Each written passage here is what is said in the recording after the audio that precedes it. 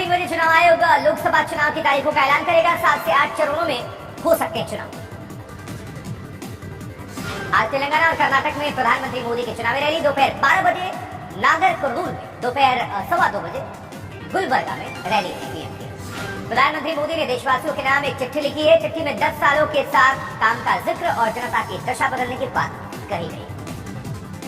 PM ने देशवासियों के नाम पत्र में विकसित भारत के संकल्प के लिए लोगों के सुझाव और सहयोग भी मांगे।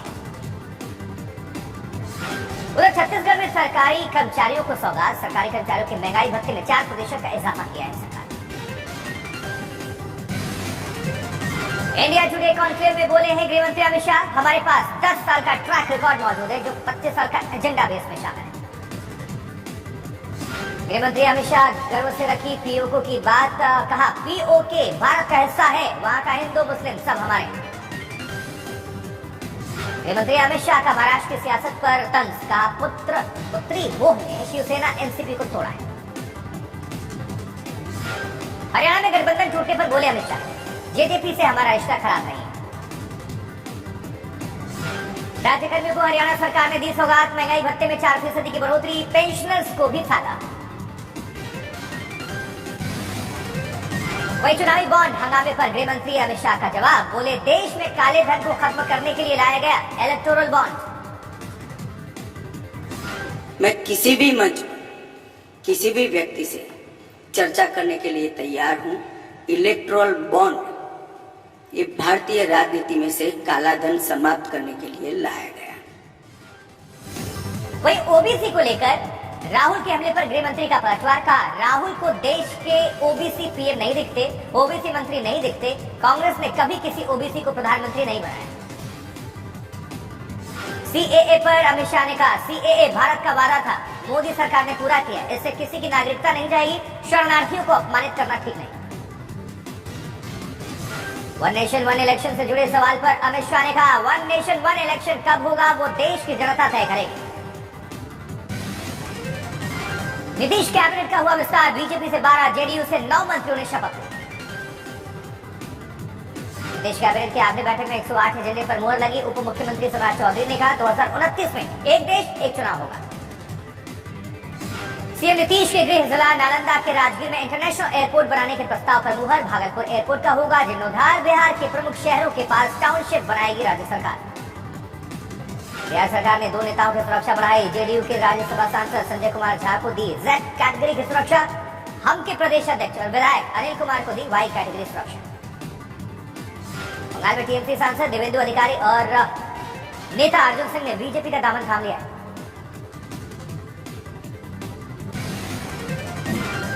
पशुपति पारस का इशारों में बीजेपी को अल्टीमेटम। का सीट बंटवारे पर फिर से करें विचार, अगर उचित सम्मान नहीं तो कहीं भी जाने के लिए आजाद।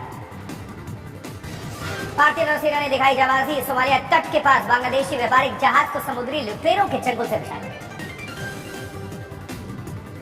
उत्तर प्रदेश के मुख्यमंत्री योगी आदित्यनाथ ने गोरखपुर में राप्ती नगर विस्तार और स्पोर्ट्स सिटी परियोजना का उद्घाटन और शिलान्यास किया।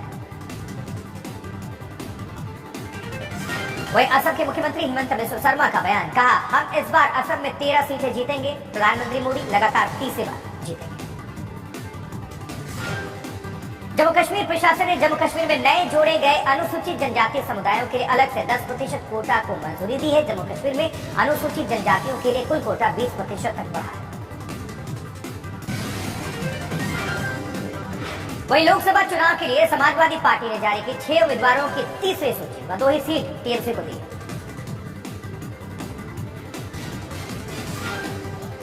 जय श्री राम और भारत माता की जय के नारों के बीच हैदराबाद के मल्काजगिरी में प्रधानमंत्री मोदी ने किया रोड शो। पीएम ने कहा तेलंगाना बीआरएस से हो चुका है तंग, सबको बीजेपी से आशा है। रांची में नागरिकता संशोधन अधिनियम पर बोले राजनाथ सिंह सीएए के जरिए हमने पाकिस्तान, अफगानिस्तान, बांग्लादेश में धार्मिक उत्पीड़न के शिकार अल्पसंख्यकों को राहत देने का काम किया है।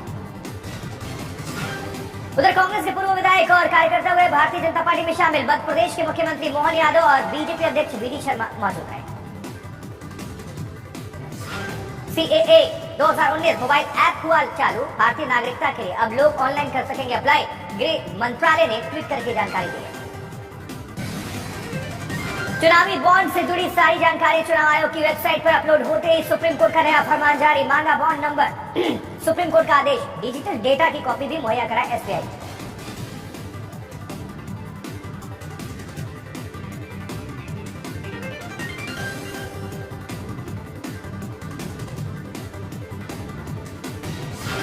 केंद्रीय मंत्री पीयूष गोयल ने मुंबई में नेशनल टेक्सटाइल कॉर्पोरेशन लिमिटेड के कार्यकर्ताओं और यूनियन सदस्यों से मुलाकात की। महाराष्ट्र के मुख्यमंत्री एकनाथ शिंदे ने ब्रेन मुंबई नगर निगम की महिला सशक्तिकरण योजना का उद्घाटन किया। इस मौके पर सीएम शिंदे ने संबोधित किया। निर्वाचन आयुक्तों की नियुक्ति प्रक्रिया के खिलाफ दायर याचिका पर सुप्रीम कोर्ट में 21 मार्च को सुनवाई होगी। दिल्ली के राउस एवेन्यू कोर्ट से नहीं मिली केजरीवाल को राहत, अरविंद केजरीवाल को ईडी के समय पर रोक नहीं। जबकि निर्मला सीतारमण ने पेट्रोल कीमतों में कमी को चुनावी सोच मानने से इनकार किया। कहा सरकार जनता के हित के लिए लगातार कर रही है काम, घोषणा पत्र के पूरे कर रही है वादे। राहुल गांधी की न्याय यात्रा पर निर्मला सीतारमण ने किया कटाक्ष। कहा राहुल कहीं भी यूं ही घूमते रहते हैं, कहीं कुछ ठोस नहीं करते। चुनावी कैंपेन के आखिरी दिनों में एमपी के सीएम मोहन यादव ने खेला आखिरी दाव। राज्य कर्मचारियों की महंगाई भत्ते में 4% की बढ़ोतरी का ऐलान किया है। टीएमसी नेता कुणाल घोष ने लोकसभा चुनाव को लेकर जाहिर की अपनी इच्छा। का हम चाहते हैं कि चुनाव एक ही चरण में हो, एक से ज्यादा चरण के चुनाव की जरूरत नहीं है।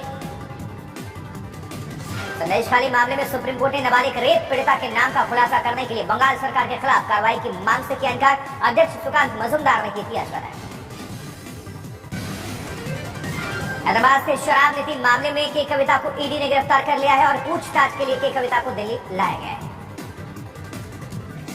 के कविता और परिवार के सदस्यों ने कहा ईडी अधिकारियों के साथ करेंगे पूरा सहयोग। ईडी की अवैध गिरफ्तारी से कानूनी और शांतिपूर्ण और लोकतांत्रिक तरीके से निपटेंगे। रक्षा मंत्री राजनाथ सिंह ने भारतीय नौसेना के नवनिर्मित मुख्यालय नौसेना भवन का किया उद्घाटन। सभी तरह की आधुनिक तकनीक से लैस है नौसेना भवन। रक्षा मंत्रालय ने हिंदुस्तान एरोनॉटिक्स लिमिटेड के साथ किया बड़ा कॉन्ट्रैक्ट साइन। भारतीय नौसेना के 25 डोनियर विमानों के मिड लाइफ अपग्रेड के लिए 2,890 करोड़ रुपए की डील साइन हुई है। अयोध्या में राम नवमी पर रामलला का मंदिर दर्शन के लिए रहेगा 24 घंटे खुला। योगी सरकार तैयारियों में जुटी।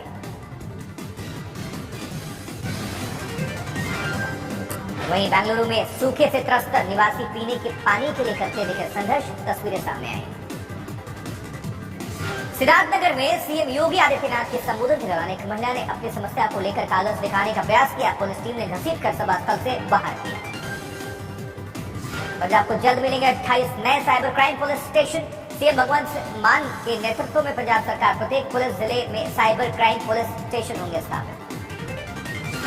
उत्तराखंड के बागेश्वर में बंदरों के आतंक से लोग परेशान, ग्रामीणों ने बैजनाथ में किया प्रदर्शन। सरसा में बीजेपी के फायरब्रांड नेता नीरज कुमार बबलू को मंत्री बनाए जाने पर समर्थकों में दिखा उत्साह। वाराणसी में देश के पहले पब्लिक ट्रांसपोर्ट रोपवे के केबल कार के सेल्फी पॉइंट पर लोगों की भारी भीड़ लग गई। सेल्फी लेने के लिए दिखा लोगों ने उत्साह। तेलंगाना में दुनिया का सबसे बड़ा आध्यात्मिक सम्मेलन वैश्विक आध्यात्मिकता महोत्सव कान्हा शांति वनम का सफलतापूर्वक आयोजित हुआ। शानदार तस्वीरें सामने। देवघर में बाबा वैद्यनाथ धाम मंदिर में दर्शन करने पहुंचे कथावाचक वीरेंद्र के शास्त्री। भारी संख्या में मौजूद समर्थकों ने लगाए नारे। करौली के जिला अस्पताल में सोलर पावर सिस्टम का शुभारंभ। रोगियों को मिलेगी निर्बाध बिजली सप्लाई। इधर झांसी में दलित युवक को कार सवारों ने बेरहमी से पीटा। घटना सीसीटीवी कैमरे में कैद। पटना में निर्माणाधीन एमएलसी फ्लैट में युवक का शव मिला है। जांच में जुटी है पुलिस। बलरामपुर में छोटे छोटे बच्चे मना रहे खाना, वीडियो सोशल मीडिया में वायरल। बाड़मेर में बेरोजगारी से तंग आकर युवक ने ट्रेन के आगे कूदकर सुसाइड कर लिया। सुसाइड नोट में लिखा, मैं मम्मी पापा के सपने पूरे नहीं कर पाया। नांदेड़ के एक ओवरब्रिज पर बाइक पर इलाज के लिए अस्पताल जा रहे बाप बेटे को गाड़ी ने मार दी टक्कर, दोनों की जान चली।